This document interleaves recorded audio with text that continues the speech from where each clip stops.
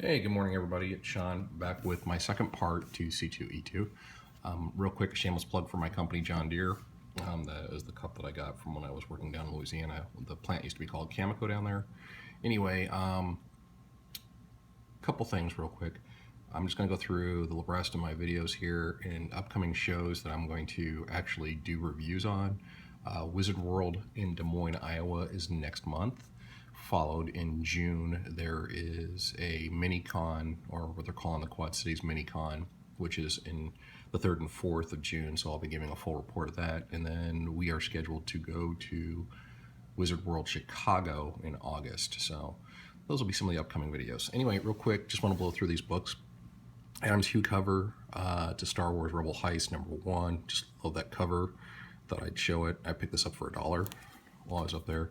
Finishing up my Amazing Spider-Man Todd McFarlane run. There's 306. It's kind of a cover swipe or homage to, I think it's the very first Action Comics #1 with Superman. 303. I also needed this for my collection too. Some early Todd McFarlane. These are some of the books I picked up from Comics for Less. These were all $5. This is a pretty ratty, beat-up copy of Invaders #1, but I thought I'd pick it up anyway. Really enjoy the Roy Thomas stories, so this is really cool to me. Then I picked up, I couldn't pass this up for $5 either, Amazing Spider-Man and His Amazing Friends. I think it's the first appearance of Firestar in comic books. I don't know if it's in continuity, but this is also a John Romita Jr. cover, so I thought that was pretty cool. Very reminiscent to the stuff his dad did. Early 1981. Then I got 2 copies of Frank Miller's first work on Daredevil. This is Peter Parker's Spectacular Spider-Man 27. So that was very cool for $5 each. This book goes for about 10-15 bucks. So that was really neat. Finishes up my line. Then one of my favorite books of the Fine in there.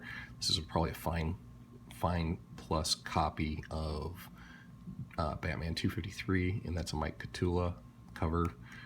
He is famous for doing the Shadow Run, but I thought that was really neat. Good artwork on the inside, pretty cool story. $5 was another copy of Howard the Duck #1.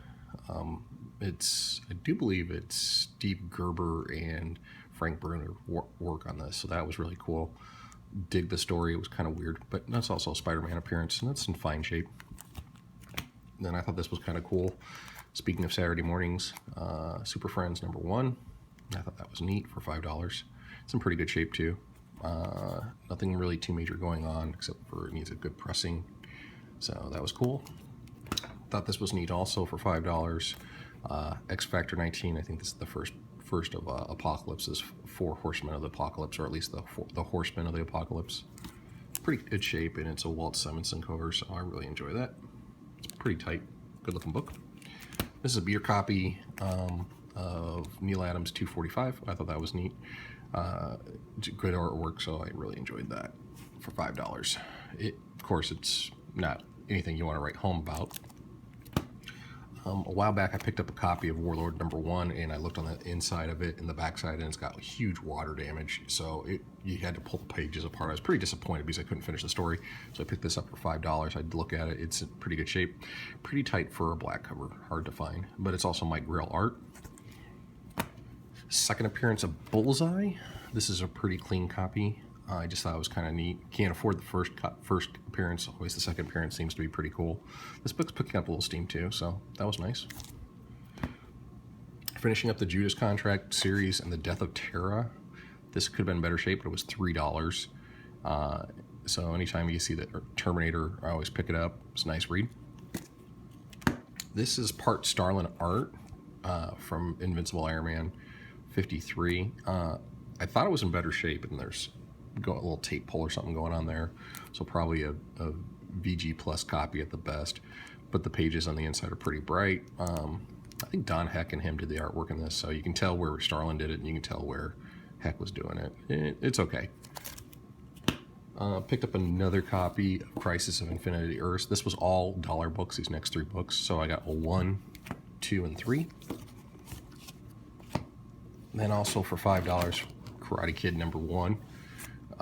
Jumping out of the pages of the Legion of Superheroes, and that's Mike Grell. That's the reason why I grabbed it. Really enjoy it. Like the colors.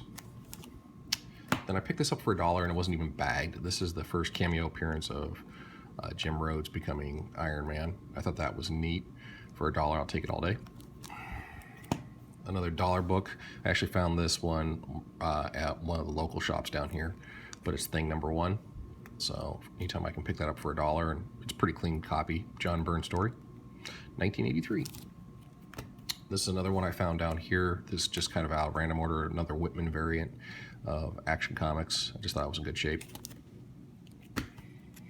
Then I found this in the dollar box too, so that was really neat. I know it's the reprint, but I don't have a copy of it in Tower Trinket art. And then this is the first Connor Hawk, I do believe. So that was kind of neat. It was $1.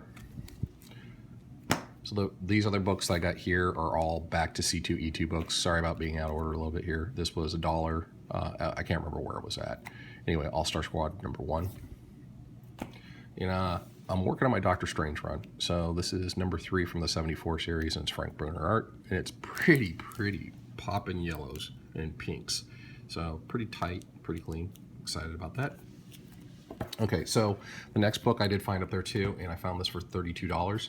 This is my second copy of Nick Fury, the Agent of S.H.I.E.L.D. And the funny part about this book is that this one was 3 times less than what I paid for this. I think I paid like $70 or $80 for this one, and I think I paid $30 or $25 for this. So 2 books that I really like, and I do believe this one's in better shape other than the misprint up there from the printing process.